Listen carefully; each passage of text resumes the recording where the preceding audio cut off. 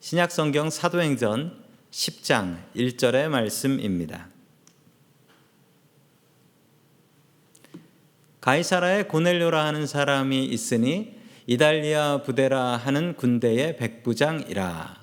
아멘. 하나님께서 우리와 함께 하시며 말씀 주심을 감사드립니다. 아멘. 자, 우리 옆에 계신 가족분들과 인사 나누도록 하겠습니다. 반갑습니다. 네, 반갑습니다. 인사 나누겠습니다.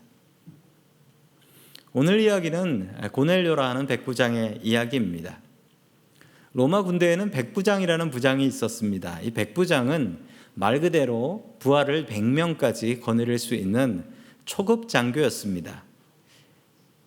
한국 군대로 얘기하자면 100명 정도 부하라면 중대장 정도가 되겠고요. 계급은 중이나 대위 정도가 되겠습니다. 그렇지만 로마 시대의 백부장은 그 정도의 계급은 아니었고요. 훨씬 더 높은 계급이었습니다. 왜냐하면 이 백부장이 될 수 있는 사람은 한 15년 정도 군대에서 근무한 아주 능력 있는 사람 중에 하나를 뽑아서 백부장을 세우게 되는 것이었습니다. 백부장은 로마 군대에서 아주 중요한 자리를 차지하고 있었는데요. 로마 군대는 강력했습니다. 로마 군대가 강력했던 가장 큰 이유로 이 백부장들을 꼽습니다.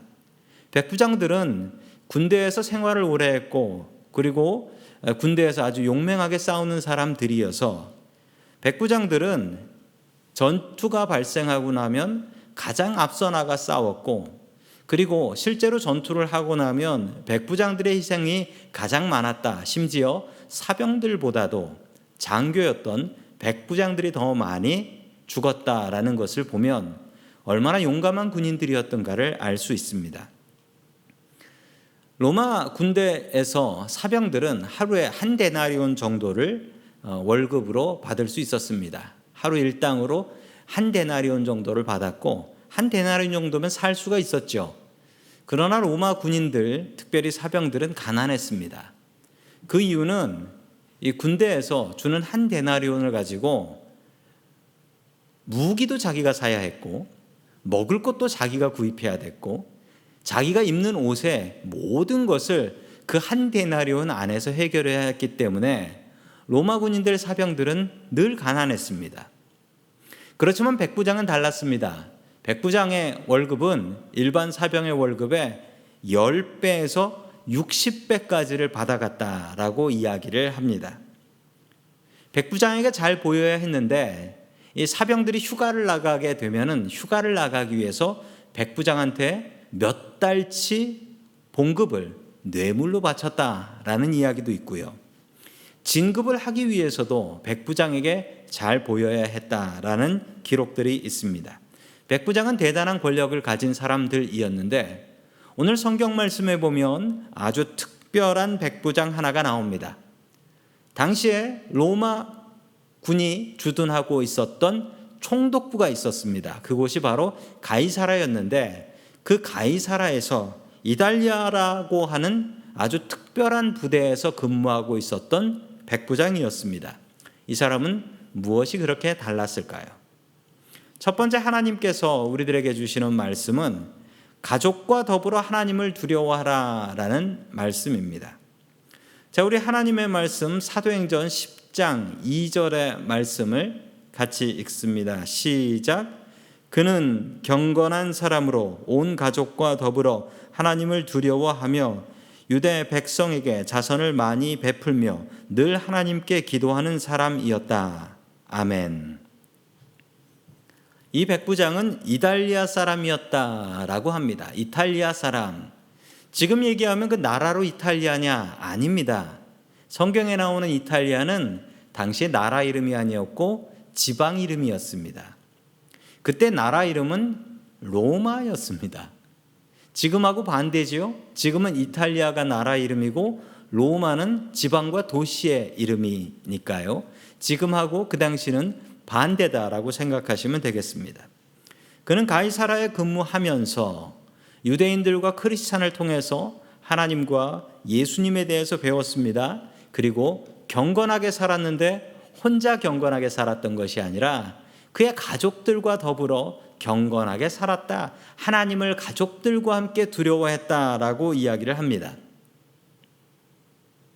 요즘 코로나 때문에 계속해서 집안에서 머물러 살고 있습니다. 요즘 가족들이 위기에 빠졌다라고 합니다. 위기에 빠진 가족에 대한 이야기는 얼마 전에 보니까 미국 TV 뉴스에서도 나오더라고요. 가족들이 모여 사는 게 좋으냐? 좋지요. 그런데 24시간 하루 종일 집에서 같이 있는 것이 좋으냐? 오히려 힘든 가정들도 있다라고 합니다. 남편들은 집에서 일하느라고 바빠가지고 집에 있지만 집에 같이 있는 사람이 아니에요. 오히려 가족들에게 눈치 보이는 사람이 되었다라고 이야기를 합니다. 우리 남편들 집에서 너무 많이들 수고하고 있는데 옆에 있는 남편들을 축복하며 수고가 많습니다라고 축복 한번 하겠습니다. 자, 아내들도 고통받기는 마찬가지라고 하지요. 아내들이 받는 고통은 가장 큰 고통이 집에서 밥하는 고통인 것 같습니다. 맨날 똑같은 거 해줄 수도 없고 삼시세끼 집에서 다 먹고 있으니 그 여자분들도 고통스럽습니다. 게다가 또 고통스러운 것은 아이들이 학교를 가지 않으니 아이들 학교 공부까지도 주로 엄마가 봐줘야 되는 상황이기 때문에 여자분들이 그렇게 요즘 고통스럽다라고 호소들을 하신다고 해요. 우리 옆에 있는 우리 어머니들을 축복하면서 어머니 수고가 많습니다라고 축복 한번 해주시겠습니다. 아이들은 수고가 없느냐? 아이들도 요즘 수고가 많답니다. 아이들은 요즘 태어나고 나서 내 눈이 왜 두 개인가 알게 되었다라고 하더라고요. 왜 두 개냐라고 물어봤더니만 엄마 아빠 눈치를 봐야 되기 때문에 눈이 두 개구나 이제 알았다는 거예요. 집안에서 엄마 아빠 눈치 보느라고 이 눈이 돌아간다라고 해요. 그리고 공부도 이제 컴퓨터로 다 하기 때문에 하루 종일 앉아서 컴퓨터만 보는데 이 아이들도 컴퓨터는 게임할 때나 좋은 거지 컴퓨터 하루 종일 보고 있으면 머리 아프고 답답하다라고 합니다. 우리 아이들에게도 수고가 많습니다라고 축복 한번 하겠습니다. 가정들이 도전받고 있습니다. 그러면서 우리는 생각합니다. 이 코로나가 언제쯤 끝나서 남편은 직장을 가고 아이들은 학교를 가게 될까? 이 고난이 언제쯤 끝날까라고 생각하지만 여러분, 그건 코로나 때문에 생기는 문제가 아닙니다. 원래 우리 가정에 있었던 문제들 아니었나요? 옛날의 가정들은 어땠습니까? 옛날 한 100년 전만 생각해 보더라도 가정의 역할은 너무나 컸습니다. 자녀들의 지식 그리고 앞으로 어떻게 살아야 되는 대부분의 교육은 집에서 교육받았습니다. 가정에서 받던 그 교육을 학교에 넘겨준 것 아닙니까? 배우는 건 학교 가서 다 배워라 라고 넘겨주었습니다. 신앙교육은 어떻습니까? 신앙교육, 집에서 가르치던 그 신앙교육을 교회 가서 배워라, 교회 가면 다 배울 수 있다, 교회에다 넘겨준 것이 아닙니까? 성도 여러분, 하버드 대학이 좋은 대학교인데요. 하버드 대학교에서도 가르치지 못하는 세상에서 가장 중요한 학문이 있다고 합니다. 그게 무엇인 줄 아십니까? 가정교육입니다. 가정에서 배워야 되는 가정교육은 하버드 대학을 가도 배울 수 없고 스탠포드 대학을 가도 배울 수가 없습니다. 너무나 중요한 것인데 그것은 가정에서만 배울 수 있습니다. 성도 여러분들의 가정은 이 교육을 하고 계십니까? 성도 여러분들의 가정은 믿음에 대해서 가르치고 있습니까? 그리고 삶을 어찌 살아야 될지에 대해서 가르치고 계십니까?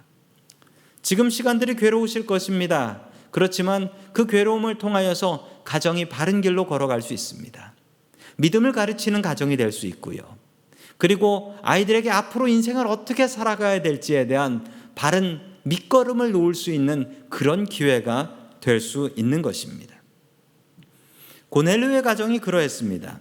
고넬료는 혼자 열심히 믿었던 사람이 아닙니다.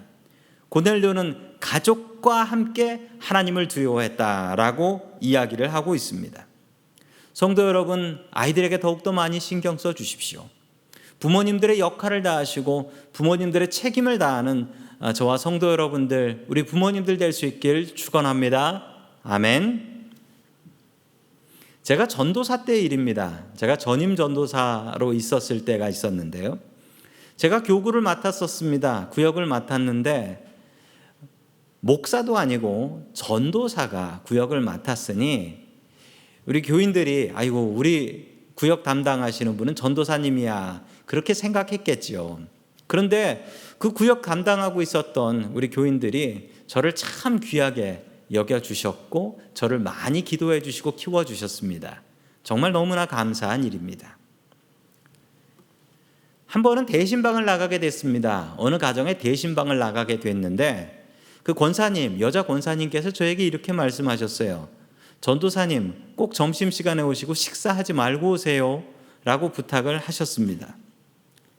저는 점심시간에 그 가정에 신방을 갔습니다. 그리고 제가 분명히 아는 사실은 그 집에는 작은 아파트에 아버지와 어머니 둘만 살고 있다라는 것을 알고 있었습니다.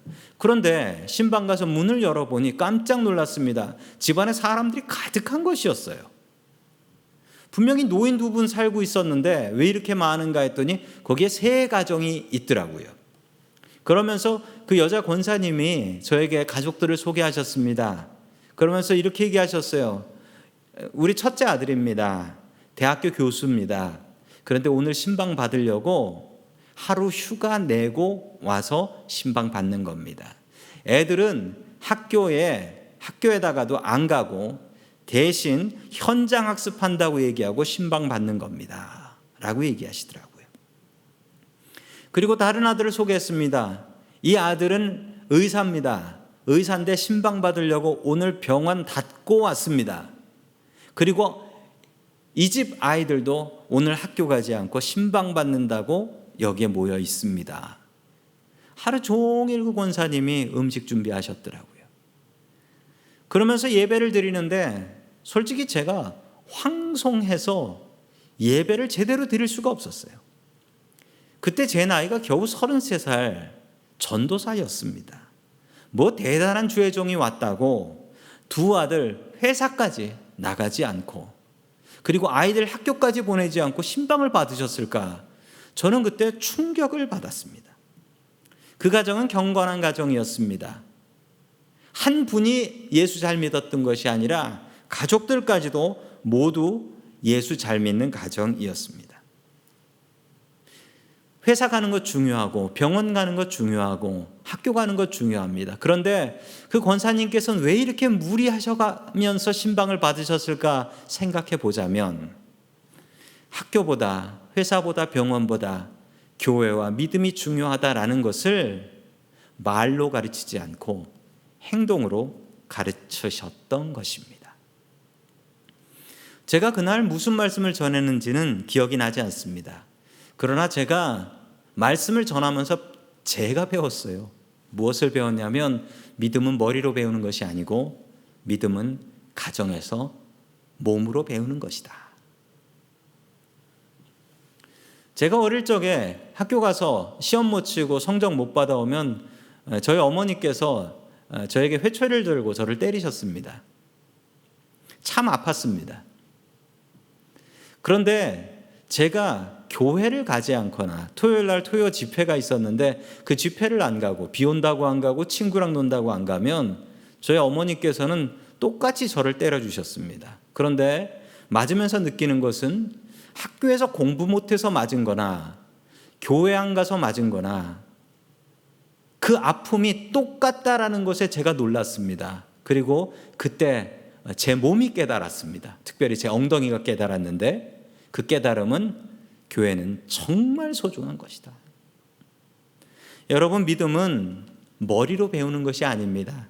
믿음은 가정에서 몸으로 배우는 것입니다. 고넬료와 같이 가족들과 함께 예수님을 온전히 믿고 두려워하는 저와 성도 여러분들 될 수 있기를 주의 이름으로 간절히 축원합니다. 아멘.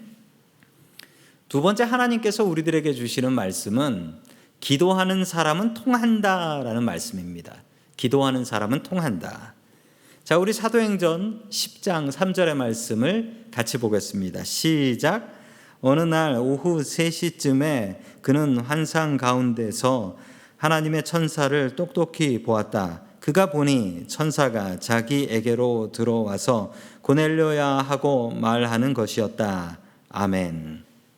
오후 3시쯤에 라는 말에 제 눈이 번쩍 띄었습니다. 저도 군대 생활을 해봤지만 군대 생활하면서 오후 3시는 절대로 혼자 기도할 수 있는 시간이 아닙니다. 열심히 일하고 열심히 훈련해야 될 시간이 오후 3시입니다. 백부장은 장교였지요. 그렇지만 장교라고 해서 오후 3시 시간이 넉넉했던 것은 아닙니다. 성도 여러분들께 여쭙습니다. 성도 여러분들, 어제 오후 3시에 무엇을 하셨습니까? 성도 여러분, 우리 오후 3시 해야 될 일이 있습니다. 기도하는 것입니다.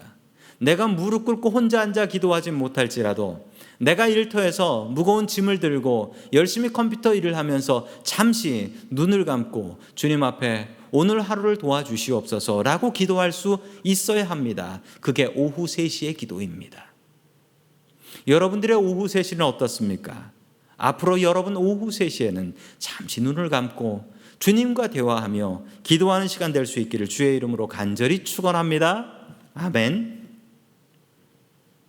이렇게 기도하고 있었던 고넬료에게 하나님께서 천사를 보내주셨습니다. 그리고 고넬료의 기도에 응답을 하셨습니다.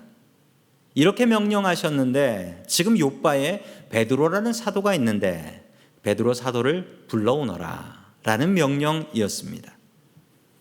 그러자 고넬료는 자기의 부하를 시켜서 그 부하를 요빠로 보내요. 베드로를 찾아서 베드로 사도를 모시고 오너라 라고 명령을 내립니다. 자, 계속해서 9절의 말씀을 같이 읽습니다. 시작. 이튿날 저들이 길을 가다가 요빠에 가까이 이르렀을 때 베드로는 기도하려고 지붕으로 올라갔다. 때는 오정쯤이었다. 아멘. 오정이라고 한다면 12시를 이야기합니다. 베드로는 무두쟁이, 이 무두쟁이는 짐승을 잡아서 그 가죽을 가공해서 가죽으로 뭔가를 만드는 그런 사람들을 이 무두쟁이라고 불렀습니다. 요빠에 있었는데 요빠는 이 바닷가에 있는 도시입니다. 게다가 이 무두장이 시몬의 집은 바닷가 옆에 있었다라고 이야기를 하지요. 집안에서는 가죽을 자르고 가죽을 꿰매고 가죽을 지지고 이런 냄새들이 가득합니다. 그러자 베드로는 시원한 바람이 부는 지붕으로 올라가서 바닷바람을 쐬며 기도를 해야 되겠다라고 생각을 하게 되지요. 그때 하나님께서 베드로에게 응답해 주셨습니다. 우리 사도행전 10장 12절 말씀을 계속해서 봅니다. 시작. 그 안에는 온갖 네발 짐승들과 땅에 기어다니는 것들과 공중의 새들이 골고루 들어 있었다. 아멘. 갑자기 하늘에서 보자기가 내려왔습니다. 그 보자기에는 구약 성경에서 먹지 말라고 하는 부정한 짐승들이 가득했습니다. 그런데 그 짐승들을 보고 하늘에서 음성이 들리며 분명히 하나님의 목소리인데 그 부정한 짐승들을 집어서 먹어라 라고 명령하셨던 것입니다. 베드로는 스스로 생각하기에 율법에서 금지하고 있는 것이니 이건 분명히 시험이다. 그러며 하나님, 나는 이거 못 먹습니다. 이렇게 부정한 거 평생 먹어본 적 없습니다. 저는 못 먹습니다 라고 대답하자 우리 15절과 같이 또 하늘에서 음성이 들립니다. 우리 같이 읽습니다. 시작. 그랬더니 두 번째로 음성이 다시 들려왔다. 하나님께서 깨끗하게 하신 것을 속되다고 하지 말아라. 아멘. 하나님께서 거룩하다라고 했는데, 하나님께서 깨끗하다고 했는데 네가 그거 부정하다라고 하지 마라. 이렇게 하고 그냥 끝나버려요. 참 이상한 환상이지요. 그런데 바로 그때 고넬료가 보낸 부하가 도착했습니다. 이탈리아 사람이었습니다. 그제서야 베드로는 깨닫게 됩니다. 이 더러운 짐승은 우리가 유대인들이 그렇게 더럽게 생각하는 이방인들이구나. 그리스 사람, 로마 사람들이구나. 그리고 하나님께서 이 사람들을 이제 깨끗하다라고 하셨구나. 이제 이 사람들에게 복음을 전할 수 있겠구나. 깨달아 알고 베드로는 확신하며 고넬료를 만나러 길을 떠나게 되는 것입니다. 성도 여러분, 여기서 공통점을 찾으실 수 있으셔야 됩니다. 고넬료가 기도하고 있었습니다. 베드로도 기도하고 있었습니다. 기도하는 사람은 연결이 됩니다. 기도하는 사람은 통합니다. 여러분, 이것을 아셔야 돼요. 왜 기도하는 사람들끼리 통하는 줄 아세요? 기도를 다른 사람 듣게 해서 그런 것이 아닙니다. 기도가 통하는 이유는 내 기도를 하나님께서 들으시기 때문입니다. 하나님께서 들으시고 하나님께서 다른 사람을 연결해 주시는 거예요. 인공위성이 두 개의 디바이스를 연결하는 것처럼 하나님께서는 기도하는 사람을 연결해 주시어 그 문제를 해결해 주십니다. 몇 년 전 이야기입니다. 몇 년 전에 어느 권사님께서 저에게 전화를 주셨습니다. 근데 제가 그 전화를 받고 놀란 이유는 그 권사님은 잠시 저희 교회를 다니셨지만 다른 이유로 다른 교회를 다니시는 권사님이셨기 때문입니다. 그렇고 나서 몇 년 동안 한 번도 연락이 없으셨던 분인데 갑자기 연락이 오셨어요. 기도를 참 많이 하는 권사님이셨습니다. 그런데 갑자기 전화를 하셔서 점심 식사 같이 하자라고 말씀을 하셨습니다. 몇 년 만에 갑자기 연락 온 것도 이상한데 점심 식사 하자는 것도 무슨 사연이 있나 보다라고 생각하며 나가서 만났습니다. 집사람하고 같이 가서 만나서 식사를 하는데 그 권사님께서 이렇게 말씀하시는 거예요. 하나님께서 목사님 밥 사드리래요. 그렇게 말씀하시더라고요. 왜 그러셨을까? 제가 그렇게 먹는 거 좋아하는 사람도 아닌데. 곰곰이 생각해 보니까 그때 제가 좀 어려움이 있어가지고 하나님께 간절히 기도했습니다. 간절히 매달리고 기도하고 있었는데 하나님께서 그 기도를 들어주신 것 같아요. 그래서 그 소문을 내주신 것 같고, 그래서 그 권사님과 그냥 다른 얘기 안 하고 점심 식사를 같이 하긴 했는데 그 식사를 통해서 제가 참 많은 위로를 받았습니다. 그렇게 위로받았던 이유는 하나님께서 내 기도를 들어주셨구나. 그리고 하나님께서 기도하는 사람을 서로 통하게 해주시는구나.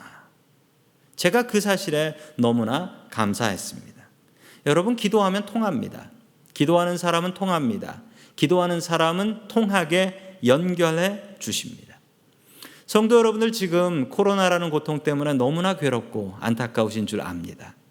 그러나 이럴수록 기도하셔야 됩니다. 하나님께서는 우리의 기도를 기억하고 계시기 때문입니다. 하나님 앞에 기도하십시오. 그러면 하나님께서 이 문제들을 해결하여 주실 것입니다. 간절히 주님 앞에 기도하며 응답받을 수 있는 저와 성도 여러분들 될 수 있기를 주의 이름으로 간절히 축원합니다. 아멘.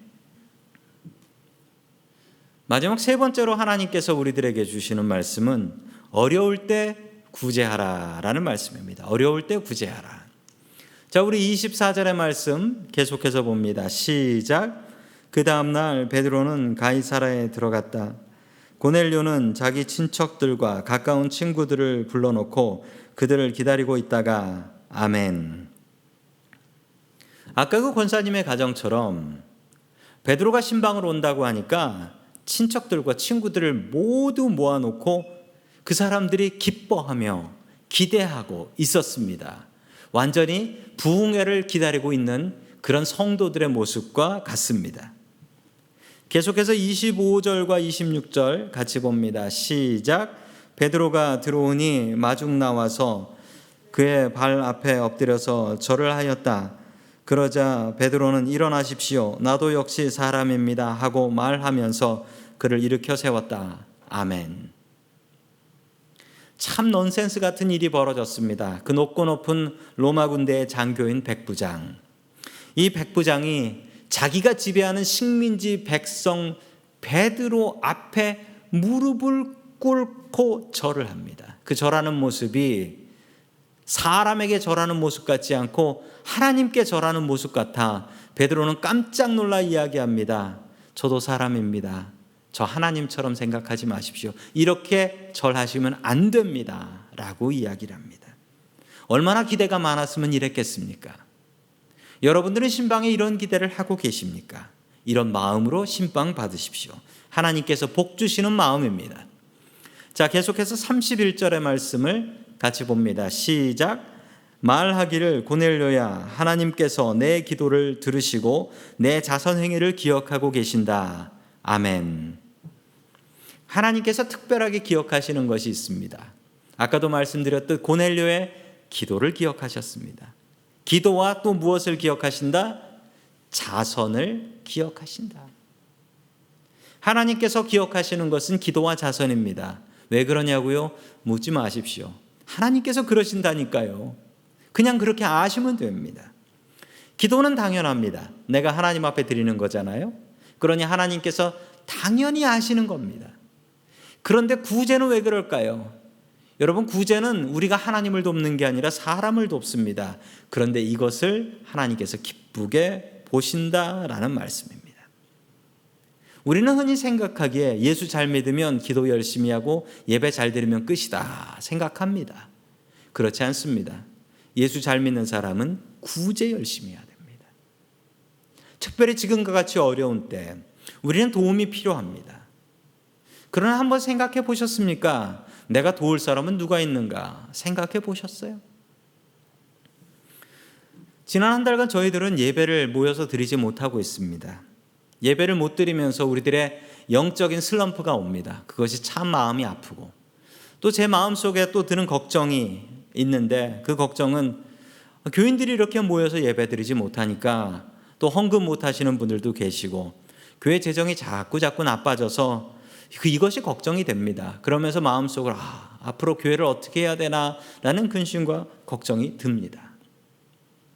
그러던 중에 감사하게도 저희 샌프란시스코 노회에서 어려운 각 교회들을 돕겠다라고 나서서 조금씩 도와주기로 해주셨습니다.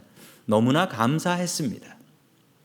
그런데 노회에서 지침이 내려왔는데 무엇이라고 내려왔냐면 교회가 힘든 것은 알지만 이럴수록 교회는 어려운 사람을 도와야 합니다. 이럴수록 목사는 어려운 사람들 도와야 됩니다라는 지침이 내려왔습니다. 제가 그 지침을 보고 깜짝 놀랐어요. 그러면서 스스로 생각하기에 나 힘든 거, 우리 교회 힘든 것만 생각하면서 교인 힘든 거, 그리고 길에 있는 노숙인들 힘든 거 이거 신경 쓰고 도와야 되는데 이것은 내가 놓쳤구나. 너무나 안타까웠습니다. 그래서 지난 부활절날 선물을 준비해서 우리 어르신들 인사 다니면서 집에는 들어가지 못하니까 문 앞에서 신방하고 기도했습니다. 또 우리 어린아이들도 부활절인데 아무것도 없으면 안 될 것 같아서 아동부에서 선물을 준비해서 이 아이들에게도 나가서 선물을 준비해서 나눠줬습니다. 그리고 노숙인들에게도 뭔가 나눠줘야 할 것 같아서 노숙인들에게 캔으로 된 음식들을 준비해서 길에 가서 우리 교회 오는 길에 노숙인들 텐트 있잖아요. 가보니까 텐트가 엄청나게 많이 늘었어요. 아마도 직장 잃고 돈 없는 사람들이 자꾸 길에 나오는 것 같아요. 그래서 사람들이 자꾸 늘어나고 있습니다. 가서 음식들 나눠드리는데 한 젊은 여자분, 청년 같은데 텐트에서 나오시면서 너무나 기뻐하며 감사하고 그 노숙인들이 다 모여들더라고요. 참 잘 나갔다라는 생각을 했습니다. 지금 우리 모두가 다 힘든 때입니다. 그런데 중요한 사실은 힘든 때 다른 사람을 도울 수 있습니다. 힘들지 않은 사람은 도울 방법이 없어요. 그런데 힘든 사람은 아주 쉽게 도울 수가 있습니다. 성도 여러분들 주변에 도움이 필요한 사람은 누구입니까? 지금 내가 힘든 것만 바라보고 있습니까? 그러시면 안 됩니다. 나의 도움이 필요한 사람들, 그 사람들을 도와야 할 때입니다. 왜냐하면 하나님께서는 우리의 기도와 구제를 기억하고 계시기 때문입니다. 전 세계적으로 지금 학교들이 문을 닫고 있습니다. 학생들이 학교를 가지 못하고 있지요. 학생들은 학교를 가지 못하면서 좋아하는 학생들도 있습니다. 괴로워하는 학생들도 있고 학교 안 가니까 좋다라는 학생들도 있습니다. 괴로워하는 학생들 중에 많은 학생들이 가난해서 점심을 못 먹는 학생들이에요. 그래서 저희 동네에 있는 학교에도 보니까 점심시간에 드라이브 뚜루가 있어가지고 거기서 점심을 픽업해 갈 수 있게 만들어 놓았더라고요. 참 감사한 일입니다. 이 이야기는 이번 주에 영국에서 있었던 이야기입니다. 영국에도 학교의 문을 닫았는데, 학교는 문은 닫았지만 무료 급식은 준비를 해서 나눠주었습니다. 그런데 참 이상한 일은 담당 선생님이 나눠주고 있었는데 너무 많이 안 가져가는 거예요. 학생들이 너무 많이 안 가져가서 그 학생들 가정에 전화를 해봤습니다. 전화를 해봤더니 전화를 받고서 이렇게 얘기합니다. 초등학교인데요, 아이들이 어려서 혼자 길을 못 나가요. 그리고 저는 할머니랑 사는데요, 저는 할아버지랑 사는데요, 너무 가난해가지고 우리 집은 차가 없는데요, 스쿨버스가 안 다니니까 학교를 못 가서 이 점심을 받아올 수가 없는 것이었습니다. 이 선생님이 이 사실을 알고 나서 이 영국 초등학교 선생님인 젠 폴스라는 선생님이신데요, 화면에 저분의 모습이 나오죠. 저는 처음에 노숙인인 줄 알았습니다. 근데 노숙인이 아니에요. 저분이 하루 종일 점심을 준비해요. 그러고 나서 점심시간이 되면 저 짐이요 78인분이에요. 저분도 차가 없어서 78인분 도시락을 준비해서 저 무게가 40파운드나 된답니다. 18kg. 40파운드나 되는 것을 앞뒤로 메고 5마일이나 되는 동네를 2시간 동안 돌면서 문 앞에다가 초인종 누르고 음식 놔두고 그러고 간다라고 합니다. 매일매일. 참 대단한 선생님이시죠. 저분이 저렇게 하실 수 있는 이유는 지금이 어려운 때이기 때문입니다. 여러분의 따뜻한 전화, 그리고 여러분들의 따뜻한 카톡 하나가 우리 다른 사람들, 우리 다른 성도님들의 마음을 깨끗하게 따뜻하게 만들 수 있습니다. 그리고 하나님께서 우리의 구제를 기억하신다라고 말씀하십니다. 어려울수록 남을 도우십시오. 어려울수록 구제에 힘쓰는 고넬료와 같은 사람들 될 수 있기를 주의 이름으로 간절히 축원합니다. 아멘.